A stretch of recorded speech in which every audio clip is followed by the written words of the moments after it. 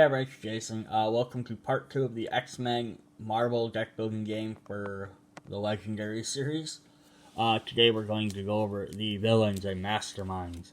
Like the heroes, we got a bunch of new keywords and effects. These guys do add some as well. Let's start right off with Deathbird of the Shi'ar Imperial Guard and Shi'ar Henchman group. She actually gets two different things to lead.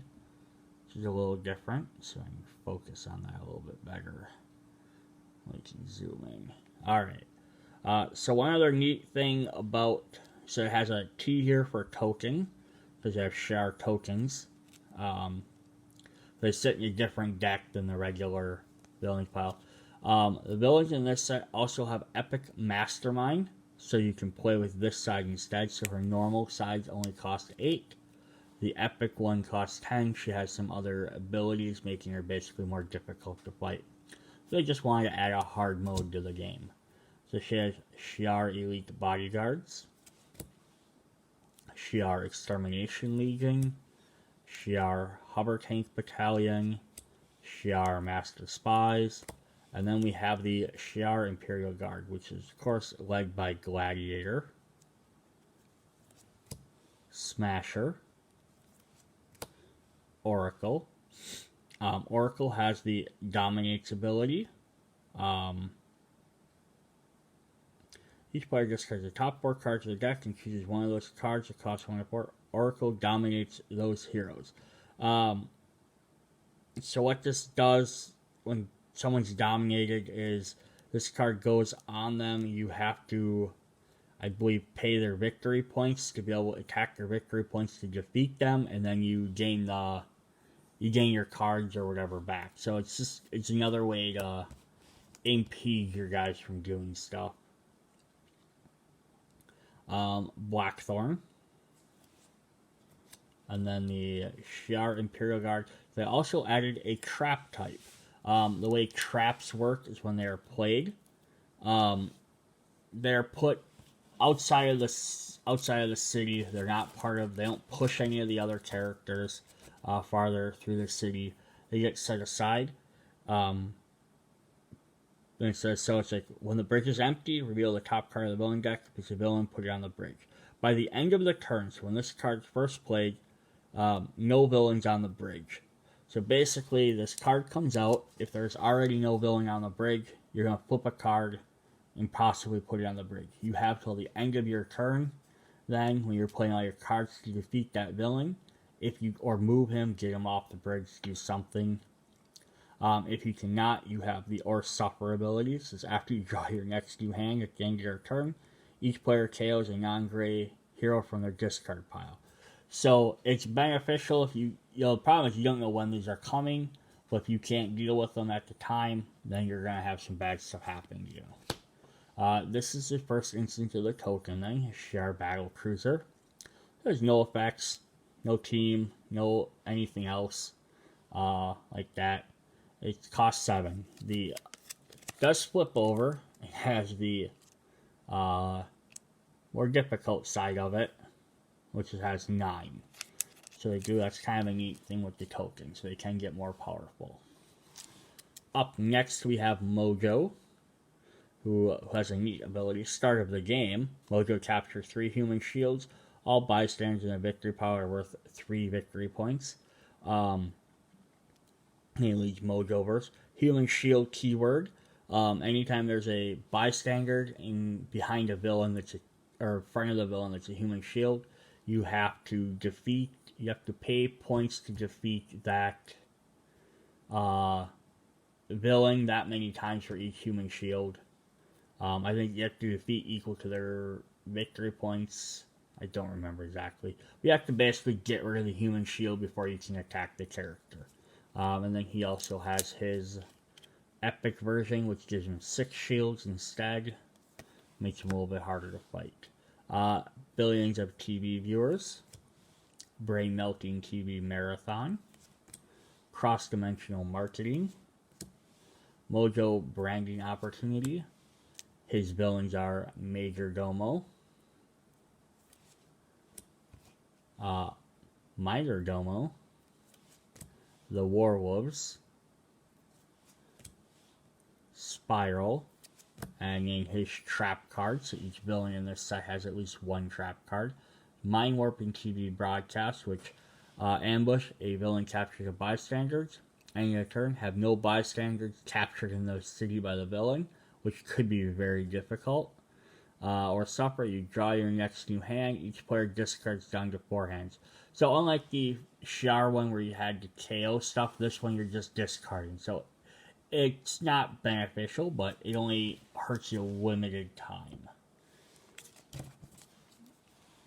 Our next X-Men mastermind is Arcade, who captures 5 human shields, because he's, that type of guy, and he leads Murder World.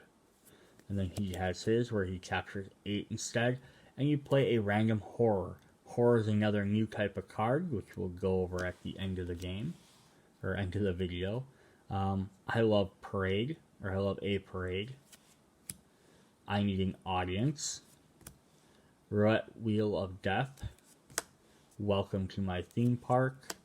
And his villains are, he has Miss Locke, who's like his sidekick. And what's unique, because you're in Murder World, he has a bunch of traps. So if you like the trap mechanic, you can definitely play against Murder World. You'll get a bunch of them. If you don't like that extra challenge, I would avoid this. So I'm not going to read through all of these, but he gets a couple different ones. So he has the Monstrous Pinball Machine, the Guillotine Roller Coaster, Sulfuric Acid Water Slide. Play another card from the villain deck, have no villains in the sewers, which is the first spot on the board, or each player gains a wound. So basically you can take care of that person, or you can move it with maybe like Storm or someone like that. You can avoid this effect, otherwise it hurts everyone. And Anatropic Killer Clowns. These are always fun. So now we have the big giant Onslaught Mastermind. This is the dark side of Professor X and Magneto, who's going to lead the Dark Descendants, and he automatically forces each player to have one less card in their hands, and he has the dominated abilities. Alright, so we have Epic Onslaught, who just has more powerful stuff. Godlike Psionic Entity. Alright, I had to really quickly run through what Dominates does exactly, because it's on a bunch of his cards. What Dominate does is this says, Spite Onslaught dominates 5 heroes from the HQ. Whenever they dominate a card, they go under this character. That character then gains attack for each card underneath him. Once this card is beaten, though, this is whether it's a mastermind or the villain, all them dominated heroes go back. It's a split amongst each player. So if I defeat Onslaught first, I get my first pick, then it goes to the next player, and so on. So it's just like psychically dominating them. They basically have control, they gain power. So we have Sins of the X-Men's Past, Worldwide Mental Control, Xavier and Magneto combined. His Dark Descendants are Nemesis, also known as Holocaust, depending on which version what game or theme you're looking at. Random, Fatale, and Havoc Brainwash. So this is a unique card. They introduced this first during the Secret Wars expansions, but it's actually a villain that looks just like a hero card, except instead of having recruit points, they have attack. So as soon as you fight this card and you beat him, you actually gain him in your deck, and then from then on, you ignore this entire top part here, above this line, and you just do the other effects. So then every time you play him afterwards, he's a hero that has ranged X-Men to attack with the X-Gene ability. So it's kind of a neat thing to have sometimes, but not overwhelming. And then his trap is Psychic Subjugation. So we have another Psychic villain. We have Shadow King, who is the Shadow X, and he also has a bunch of the Dominating, because it's a psychic ability. And then his start of the game in his epic form, you draw 2 random horrors. So it's kind of a vicious beginning. Fiend of the Astral Plane. Poison their minds. Psychic Seduction. Telepathic Betrayal. And then the Shadow X-Men are basically evil, mind-controlled version of the X-Men. But they all end up being able to be recruited, which is kind of neat. So we have Dark Beast, Dark Cyclops, Dark Marvel Girl, Dark Angel, Dark Iceman, and then a trap of Betrayal of the Shadows. Our next mastermind is, of course, Dark Phoenix. Think of iconic X-Men villains. You can't go without her. So we have Hellfire Club. And then this actually has an extra win condition. If the hero deck is empty, she wins. She has her epic form, which goes from 13 to 15. So we have Burn the World to Ashes. Consume an Entire Galaxy. Fiery Reincarnation. Worship Me as a God. The Hellfire Club consists of Mastermind, Jason Wingard. Sebastian Shaw, the Black King. Harry Leland, the Black Bishop. And Emma Frost, the White Queen. Which, if anyone ever was curious where she got the name White Queen, it's because it's when she was part of the Hellfire Club. Which is why when she joined the X-Men, she stopped going by that name. And then they have Corrupt the Phoenix Force. End of turn, have no Hellfire villains in the city. So this could be an automatic win if you have if none of them have come out. Or you could have 4 of them out and this could be a giant struggle. This trap becomes a 6-attack Phoenix Force token villain that enters the city, dominates all the heroes in the HQ that cost 6 or less. So basically that means if this trap goes off, you have to fight a giant Phoenix token. They already cost 6 to fight, but could potentially be 5 more if you have a bunch of high cost cards. And we have the non-mastermind villains. We have the Sisterhood of Mutants. So basically it's just let them make extra X-villains. They were part of the storyline for a while.